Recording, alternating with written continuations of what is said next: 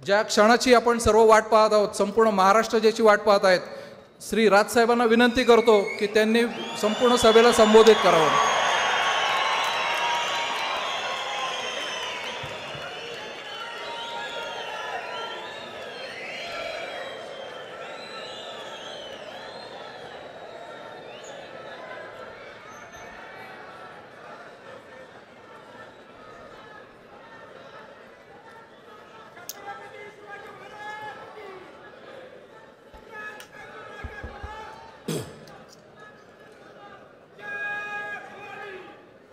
जमलेल्या माझ्या सर्व महाराष्ट्र सैनिक बांधवांनो आणि भगिनींनो,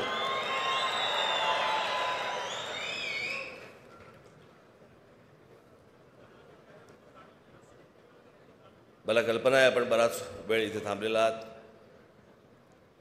परंतु आता केतन जोशी हे जे तुम्हाला सांगत होते, समजवत होते, ते तुमच्यासाठी समजवत होते.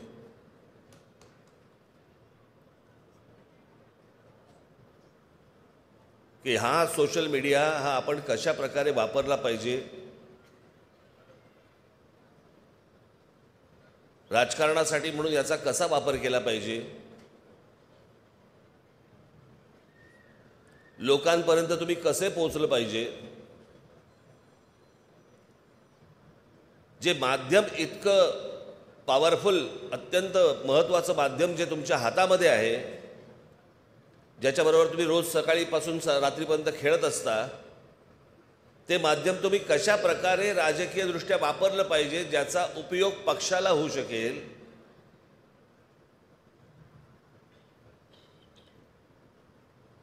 हे ती गोष्ट ते सांगत होते. आणि खरंच आहे,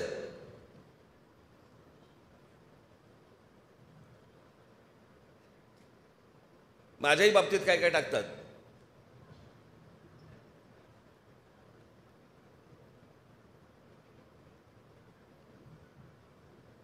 गाडी येते, दरवाजा उघडतो, मी खाली उतरतो आणि मागे रा रा रा रा रा रा रा रा. अरे काय म्हणजे काय?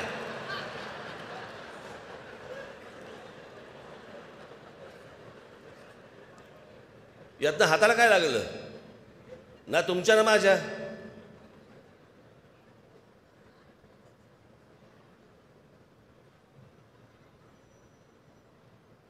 आणि मग काहीतरी आपल्या गाड्या दाखवायच्या, लाईट दाखवायचे, माणसं उतरताना दाखवायची, यातनं कोणीही ते पाहत नाही. तुम्ही जर पक्षाच्या नावाने जर समजा सोशल मीडियावरती जर तुमचा कंटेंट, तुमची गोष्ट जर समजा लोकांपर्यंत पाठवणार असाल, पक्ष आला कोणताही असू देत, लोक पाहत नाहीत.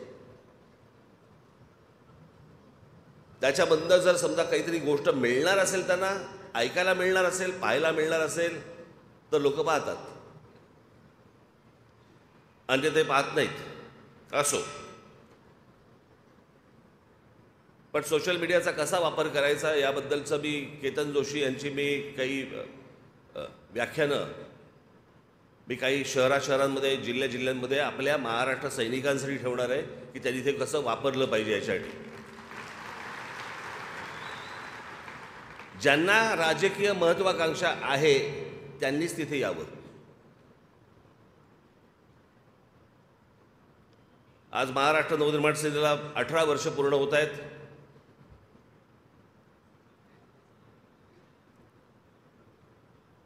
यावर्षी ठरवलं नाशिकमध्ये करायचं. दरवेळेला मुंबईमध्ये होतो, मग एके दिवशी ठाण्यामध्ये केलं, एके दिवशी पुण्यामध्ये केलं एकदा.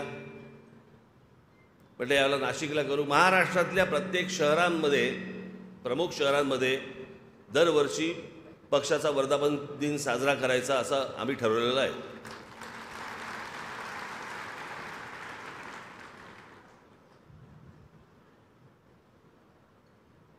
आता पुढे कधी कुठच्या शहरामध्ये करायचा त्याचं बघू, आता कॉईन उडू. पण आज 18 वर्ष पूर्ण होत आहेत पक्षाला. मला असं वाटतं आज मी थोडासा राजकीय इतिहास तुम्हाला थोडासा सांगणं आवश्यक आहे. कारण आपल्याकडे सध्या काय झालेलं आहे, प्रत्येकाला की वडा टाकला की तळून आला पाहिजे. पण त्याच्यासाठी बटाटा शिजवावा लागतो, त्याच्यामध्ये अजून काही काही गोष्टी टाकाव्या लागतात, मग त्याचं पीठ करावं लागतं, बाकी गोष्टी असतात. या सगळी प्रोसेस बाजूला, फक्त आम्ही बटाटा खाणार, तो तळून आला पाहिजे. सगळ्या गोष्टी फास्ट फूड लेवलला गेल्यात. मी तुम्हाला सगळ्यांना एक गोष्ट सांगेन, माझ्या सर्व महाराष्ट्र सैनिकांना, खास करून माझ्या महाराष्ट्र सैनिकांना सांगेन, माझ्याबरोबरच्या सर्व सहकाऱ्यांना, तुम्हाला सगळ्यांना सांगेन, राजकारणामध्ये जर समजा तुम्हाला वावरायचं असेल, राहायचं असेल, टिकायचं असेल, तर सगळ्यात महत्त्वाची गोष्ट ती म्हणजे लागते पेशन्स.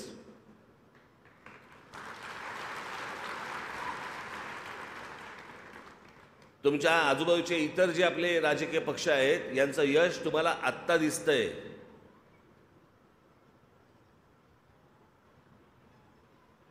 आपल्याला असं वाटतं नरेंद्र मोदींचं जे यश आहे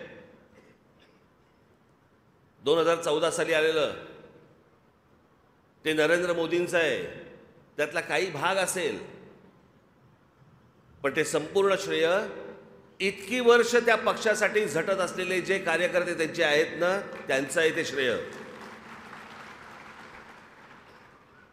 1952 साली पक्ष स्थापन झाले त्यांचा, 1952 साली जनसंघ, तो 1980 साली त्याचा भारतीय जनता पक्ष असं झालं नामकरण.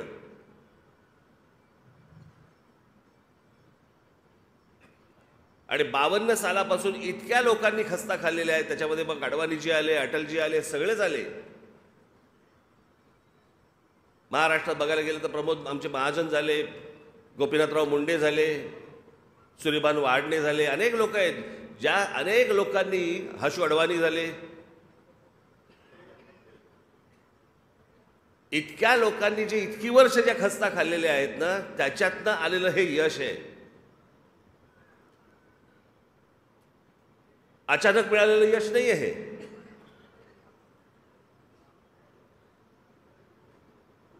मग अटलजींचं सरकार ज्या वेळेला आलं, ते देखील कसं आलं? पहिलं आलं किती 13 दिवसांचं, दुसरं आलं 13 महिन्याचं, नंतर आलं 4.5 वर्षाचं, नंतर परत 10 वर्ष काँग्रेस होती.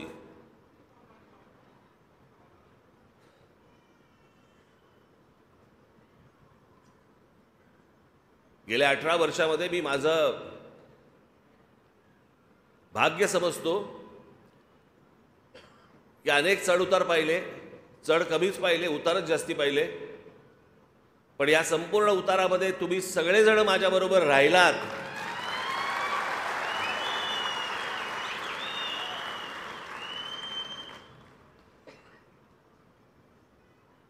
यश काय, कुठे जातं यश? मिळणार, निश्चित मिळणार.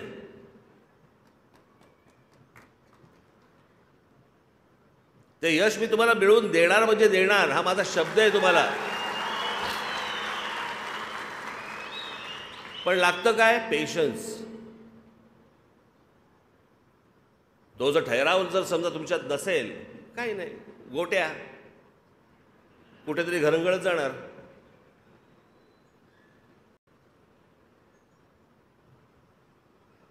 आणि मला ना, मी तुम्हाला खरं सांगतो, मला ना माझ्या कडेवरती माझी पोरं खेळवायची आहेत.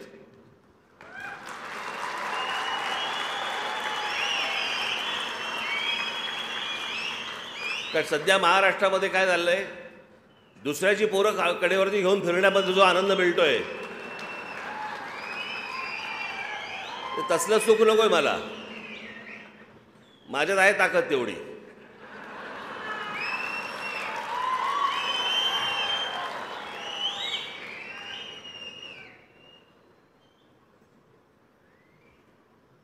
पण हे पक्ष उभं करणं, पक्ष चालवणं, राष्ट्रवादी काँग्रेस पक्ष आपल्या आधी 10 वर्ष अगोदर आला, पण त्याला मी पक्ष नाही म्हणणार. तो निवडून येणाऱ्या माणसांची बांधलेली मोळी आहे ती. आणि शरद पवार साहेब हेच करत आले आजपर्यंत. जे जे निवडून येतात त्यांना बरोबर घेतात, त्याची एक मोळी बांधतात आणि सांगतात हा माझा पक्ष. ते वेगळे झाले तरी ते निवडून येणार आहेत. आता तर झालेच. पण या महाराष्ट्रामध्ये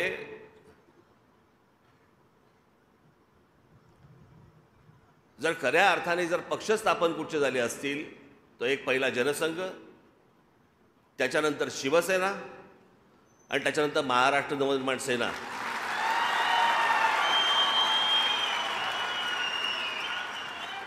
याच्यामधले 99% लोकांचा कधी कुठच्या राजकारणाशी काही संबंध नव्हता. इथे आमचा अविनाश जाधव कुठे बसला असेल, कुठे आहे? इथे. या पक्षात यायच्या आधी काय करत होता विचारा? काही नाही. म्हणजे तो काम करत होता पण राजकीय दृष्ट्या काही करत नव्हता, कुठच्याच पक्षात नव्हता.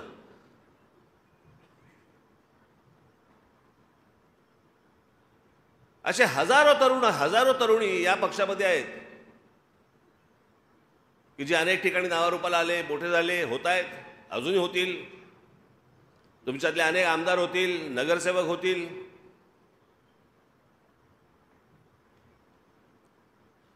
पण पेशन्स महत्वाचा आहे तुमचा त्या सगळ्या ह्याच्यात. कारण हे पक्ष चालवत असताना काय असतं ना, आपल्याकडे हातपाय हलवले तरच मेहनत समजतात. मी एक खूप जुनी गोष्ट आहे ती. एकदा राम गणेश गडकरी त्यांच्या, मी ऐकलेली गोष्ट होती. राम गणेश गडकरी एकदा त्यांच्या कोकणाच्या घरामध्ये, कोकणाची घरं सगळी अशी उघडी, दारं खिडक्या, दरवाजे बंद असे पण खिडक्या बिडक्या उघड्या, आतलं घर अख्खं दिसायचं. एक माणूस राम गणेश गडकरींना भेटायला गेला. त्याला खिडकीतून दिसलं राम गणेश गडकरी नुसते बसलेत तिथे. त्याने दरवाजावरती टकटक केली. त्यांच्या पत्नी आल्या. बोले काय? बोले मी जरा लांबून आलोय, गडकरी साहेबांना भेटायचंय, जरा सांगता का, जरा निरोप देता का, मी असं आलोय.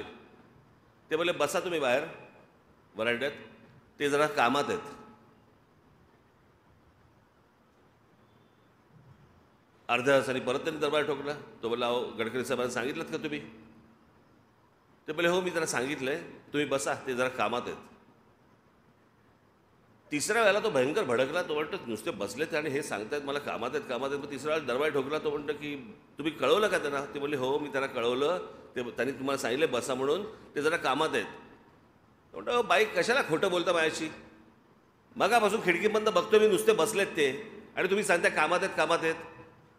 ते बोलते नुसते बसलेले जेव्हा असतात ना तेव्हाच ते कामात असतात. आपल्याकडे विचार करणं हे काम आहे हे कोणी मानतच नाही. हातापायाची धावपळ जेवढी करू आपण, हातापायाची धावपळ जेवढी करू त्यालाच मेहनत मानतात, पण विचार करणं याला मेहनतच नाही मानत.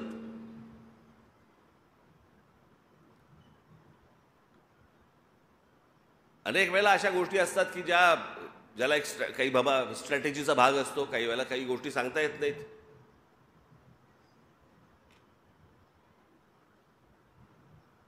काही वेळेला तुमच्यासमोर एक चित्र वेगळं उभं राहतं. नशीब महाराजांच्या वेळेला सोशल मीडिया नव्हता.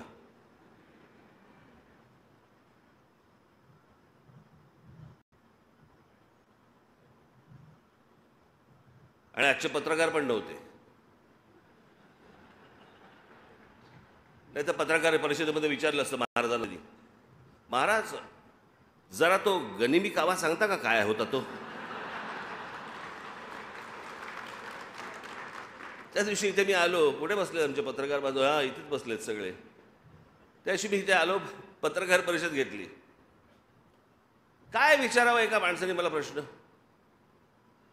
मला बोलल्या नरेंद्र मोदी सध्या महाराष्ट्रामध्ये फिरतायत, सभा घेत आहेत, तुम्हाला वाटतं ते लोकसभेसाठी घेत असतील?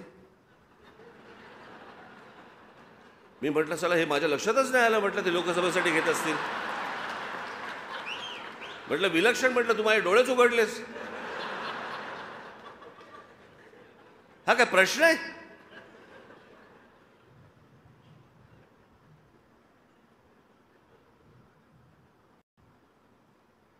आज या वर्धापन दिनाच्या निमित्ताने सांगतोय मी तुम्हाला एक पहिली गोष्ट. मला जे काय बोलायचं आहे ना, भरपूर गोष्टी बोलायच्या आहेत, पण त्या 9 एप्रिलला गुढीपाडव्याच्या सभेला शिवतीर्थावर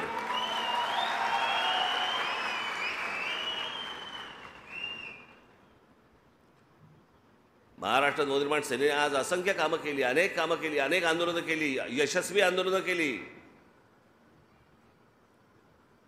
माझ्या अनेक महाराष्ट्र सैनिकांनी तुरुंगवास भोगला, माझ्या सकट लाट्या काट्या खाल्ल्या महाराष्ट्रासाठी, मराठी माणसासाठी. आणि मग आपले विरोधक आहेत ना, जे पत्रकारितेमध्ये पण आहेत, मग हे आपले विरोधक सगळ्या गोष्टी पसरवतात. हे काय सुरुवात करतात पण शेवट करत नाहीत. आम्ही सुरुवात करतो आणि शेवट करत नाही. एक आंदोलन दाखवायचं मला ज्याचा शेवट नाही केला.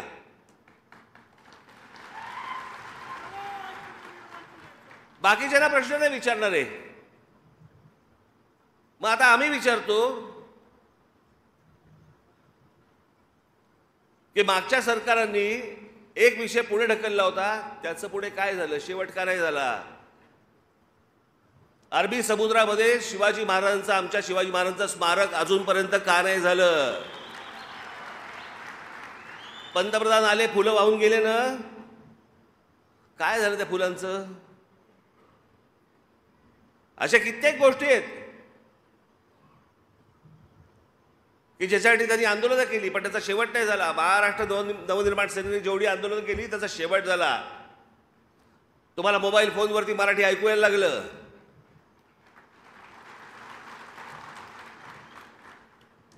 टोल नाके बंद झाले.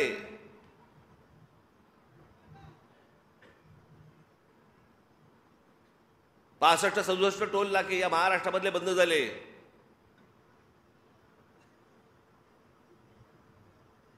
आणि मी पहिल्यापासून सांगत होतो आपली भूमिका स्वच्छ होती, प्रामाणिक होती, आहे. टोल तर जगभर चालतात. आमचं म्हणणं होतं तिथून टोलमधनं जे पैसे येतात ते किती येतात आणि जातात कुठे. आमचा मुंबई गोवा रस्ता अजूनही भीषण आहे. मुंबई नाशिक रस्ता भीषण झालाय. रस्ते आम्हाला नीट करता येत नाही, टोल वसूल करताय. मराठी पाट्या झाल्या.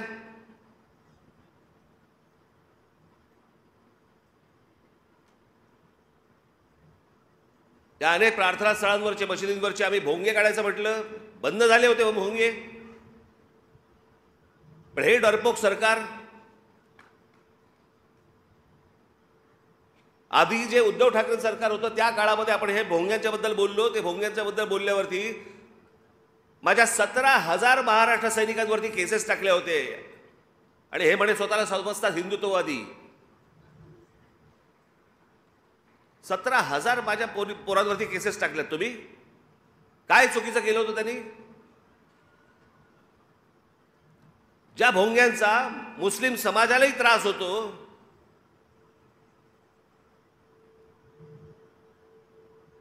हा आमचा इथे मामू आला असेल. मामू कुठे आहे?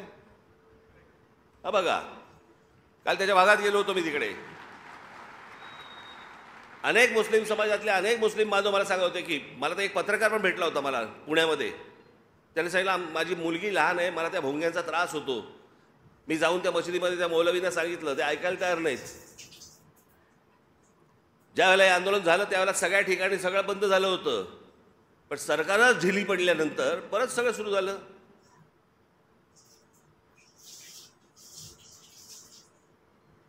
तुमच्या सगळ्यांच्या कष्टामधनं एकदा हे राज्य माझ्या हातात द्या, सगळे भोंगे एक साथ बंद करून टाकतो.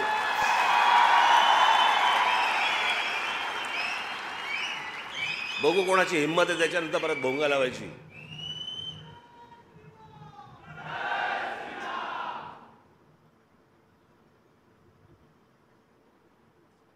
त्या समुद्रावरती अनधिकृत दर्गा बांधत होते. एका रात्रीत तोडायला लावला. आम्ही काय प्रार्थना करू नका म्हणतोय? आम्ही काय नमाज पढू नका म्हणतोय?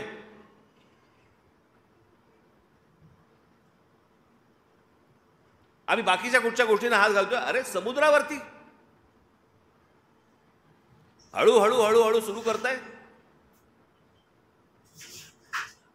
ते झाल्यानंतर तुम्ही महत्वाची गोष्ट त्यातली बघा, ते झाल्यानंतर देखील मुस्लिम समाजाकडनं कोणती प्रतिक्रिया नाही आली, कारण त्यांनाही कळलं अनधिकृत आहे. पण हे केलं कोणी? का सरकारच्या लक्षात नाही आलं? जिकडे तो दर्गा होत होता त्याच्या बरोबर 100 फुटावरती तिथे पोलीस स्टेशन आहे. का नाही त्यांच्या लक्षात आलं? का नाही महानगरपालिकांच्या लक्षात आलं? मी हे तुम्हाला एवढ्यासाठी सांगतोय की बाकीचे लोक ज्या प्रकारचा अपप्रचार आपल्याबद्दल करतायत त्यावेळेला तुम्ही त्यांना सडकवून सांगितलं पाहिजे. त्याच्याकडे आपण एक पुस्तिका पण काढली. आपण पुस्तिका पण त्याच्यासाठी काढली की आपण काय काय काय आजपर्यंत आंदोलनं केली आणि त्याचे रिझल्ट्स काय आहेत ते तुमच्यापर्यंत पोहोचलं नसेल तर पोहोचवायचा मी सांगतो ह्या सगळ्या लोकांना तुमच्यापर्यंत पोहोचवायला. तेव्हा त्या लोकांशी बोला, त्या पत्रकारांशी बोला जेव्हा हे तुमच्यावरती आरोप करतात त्यावेळेला. गेल्या 18 वर्षामध्ये आपल्या पक्षाने जेवढी आंदोलनं केली, यशस्वी आंदोलनं केली, इतर कोणत्याही राजकीय पक्षाने केलेली नाही आहेत.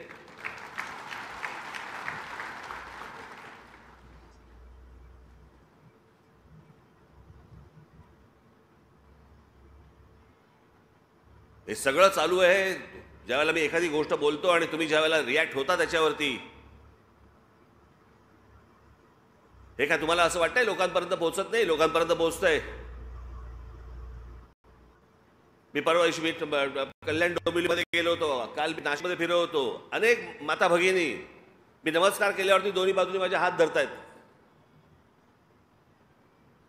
आणि सांगतायत की आता विश्वास बाबा रे तुझ्यावरतीच आहे.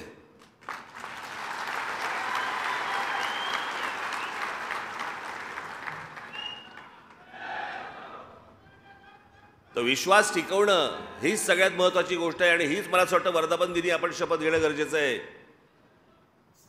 की बाकीच्यांनी जो विश्वास घालवलेला आहे, ज्या प्रकारचं राजकारण सुरू आहे, कोण कुठे आहे तेच कळत नाही. म्हणजे कोणाचंही नाव घेतलं तर विचारावं लागतं कुठे आहे म्हणजे तो. त्याशी मला एका नाट्य संमेलनामध्ये 5 नगरसेवक भेटायला आले. नमस्कार साहेब, आम्ही राष्ट्रवादीचे नगरसेवक. म्हटलं बरं, कोणाचे? तर त्यातले 3 बोलले आम्ही शरद पवारांचे, 2 बोलले आम्ही अजित पवारांचे. पण आले होते एकत्र. माझं अजूनही ठाम मत आहे सगळे आतून एकच आहे.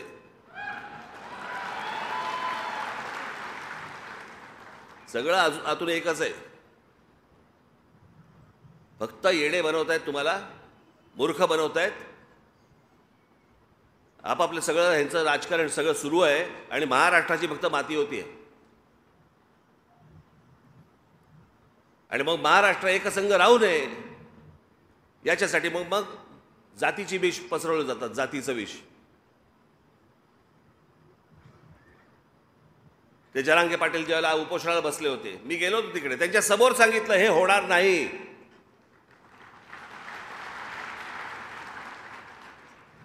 होणार नाही याचा अर्थ होऊ नये असा नाहीये. टेक्निकली हे होऊ शकत नाही. मागे एकदा सगळे मोर्चे निघाले होते, 1 मराठा लाख मराठा, सगळे मोर्चे निघाले, सगळ्या बाजून निघाले, सगळे आले, मुंबईमध्ये आले, सगळीकडे झाले. काय झालं पुढे?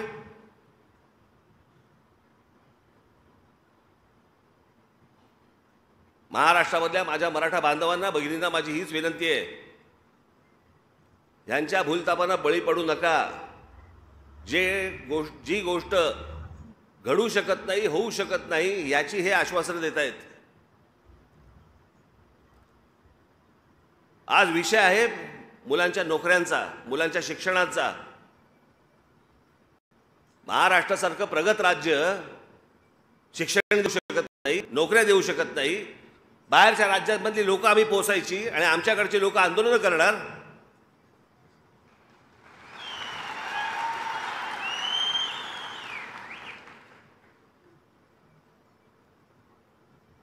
या राज्याला सहज शक्य आहे. येणाऱ्या प्रत्येक जन्माला येणाऱ्या व्यक्तीला शिक्षण आणि रोजगार देणं हे महाराष्ट्राला पूर्णपणे शक्य आहे. पण महाराष्ट्र तुम्ही एकत्र राहताच कामा नये, तुम्ही मराठी म्हणून एकत्र असताच कामा नये. महाराष्ट्र एकसंघ राहू नये, तो वेगवेगळा असावा. मग वेगवेगळ्या जातींमध्ये विष कालवायचं. आणि विष कालवायला तर नेते बसलेलेच आहेत. मग मराठ्यांचं झाल्यावरती ओबीसी उभे राहणार, ओबीसी उभे राहिल्यावर अजून कोणी उभे राहणार. आमच्याकडे महापुरुषांचा वाटप तर झालेलाच आहे. हा या जातीचा महापुरुष, हा या जातीचा महापुरुष, हा या जातीचा महापुरुष, हे करून ठेवलं याच लोकांनी. तुमची जेवढी मतं विभागली जातील तेवढी यांच्या फायद्याची आहेत. तुम्ही एकत्र महाराष्ट्राचे मराठी म्हणून जर समजा एकत्र आलात, हे यांना नकोय, या देशालाच नकोय. हे तुमच्यामध्ये विष कालवण्याचे धंदे जे सगळ्या सध्या सुरू आहेत ना, हे बाबांनो ओळखा. हा फक्त महाराष्ट्रामधल्या मराठा समाजाचा विषय नाहीये, हा प्रत्येक राज्यांमधल्या त्या तिकडच्या समाजाचा विषय आहे. एका जातीबद्दलचा विषय जर समजा उद्या कोर्टामध्ये गेला तर या देशातल्या प्रत्येक राज्यामधल्या जाती उभे राहतील आणि हा आरक्षणाचा विषय अख्ख्या देशभर पेटेल. जे होऊ शकत नाही, जे सुप्रीम कोर्टातनं होऊ शकत नाही, त्याच्यासाठी अधिवेशन घ्यावं लागेल लोकसभेचं, ते घेता येणार नाही. जोपर्यंत निर्णय येणार नाही तोपर्यंत काहीतरी वकिलांशी बोलून बघा. मी खोटं नाही सांगत आहे. जसं छत्रपती शिवाजी महाराजांच्या पुतळ्याबद्दल मी बोललो होतो, काँग्रेसचं सरकार असताना जेव्हा ते निघालं की अरबी समुद्रामध्ये शिवछत्रपतींचा पुतळा उभा करायचा आहे, तो पण स्टॅच्यू ऑफ लिबर्टीपेक्षा 2 इंच वरती, तेव्हा मी सांगितलं होतं हा पुतळा उभा राहू शकत नाही. जिथे स्टॅच्यू ऑफ लिबर्टी उभा आहे ते एका आयलंडवरती उभा आहे, दगडी आयलंडवरती, जे खाली जात नाही. इथे जर समुद्रामध्ये उभं करायचं असेल तर भरणी टाकावी लागेल, समुद्र येतो. आणि अशा प्रकारची भरणी टाकून जर समजा अशा प्रकारचं स्मारक करायचं असेल, आज या क्षणाला त्याला किमान 25 ते 30 हजार कोटी रुपये लागतील कमीत कमी. मी म्हटलं रे, शिवछत्रपतींच्या आमच्या राजाची खरी स्मारक हे गडकिल्ले आहेत.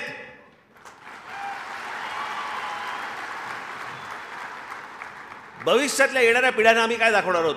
पुतळे.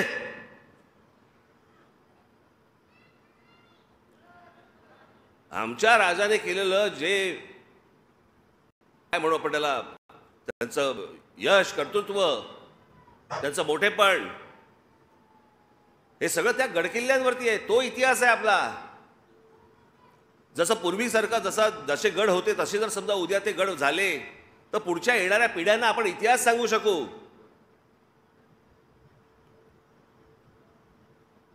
आज किती वर्ष झाली तो पुतळा उभा राहायचा. काँग्रेस होती तेव्हा पण तेच सांगत होते, भाजप शिवसेना आली पण तेव्हा पण तेच सांगत होते, आताही तेच सांगतायत. तेवढ्यामध्ये वल्लभभाई पटेलांचा होऊन गेला, पण तो समुद्रात उभा नाही राहू शकत. मी तुम्हाला सांगतोय, हे नीट विचार करून सांगतोय, कोणाला तरी विचारून सांगतोय. मला तुम्हाला फक्त एवढंच सांगायचं आहे, हे ज्या प्रकारच्या भूलथापा देऊन जातीमध्ये विष कालवून तुमच्याकडनं जी मतं ओरबडून घेतात ना,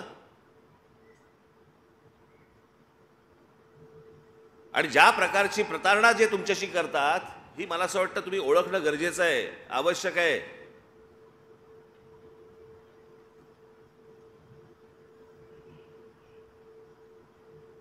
आज आपला 18वा वर्धापन दिन आहे. या 18व्या वर्धापन दिनाच्या निमित्ताने आपण फक्त एक शपथ घेऊया की जे जे काही शक्य असेल ते मी या महाराष्ट्रासाठी करीन.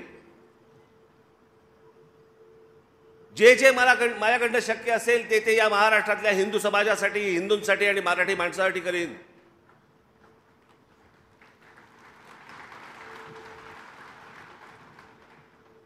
हे आत्ताचं चाललेलं राजकारण हे आळवावरचं पाणी आहे, यातनं हाताला काही लागणार नाही. आपल्याला महाराष्ट्र घडवायचा आहे. जो महाराष्ट्र पूर्वी होता तसा महाराष्ट्र आपल्याला उभा करायचा आहे, जातीपातींशिवाय उभा करायचा आहे.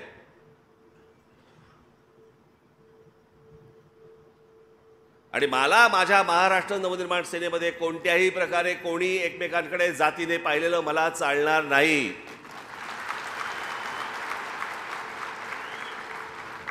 तो खालचा आहे का वरचा आहे का कोण वरचा आहे, कोणी ठरवलं वरचा आहे, आणि खालचा आहे कोणी ठरवलं खालचा आहे. शिवछत्रपतींचं नाव घ्यायचं ज्या माणसाने 18 पगड जातींना एकत्र घेऊन स्वराज्याची स्थापना केली, हे वाक्य बोलायचं आणि जाती जातीमध्ये भेद निर्माण करायची. आपण मला असं वाटतं सर्व जाती सर्वांनी आपण एकत्र येऊन हा महाराष्ट्र घडवण्याचं एक स्वप्न आपण पाहूया, ते प्रत्यक्षात आणूया. आणि आज या 18व्या वर्धापन दिनानिमित्त मी आपणाला सर्वांना मनपूर्वक शुभेच्छा देतो. येणाऱ्या निवडणुकांचे काय निर्णय घ्यायचे ते लवकरच तुमच्यासमोर मी सांगीन, आणेन.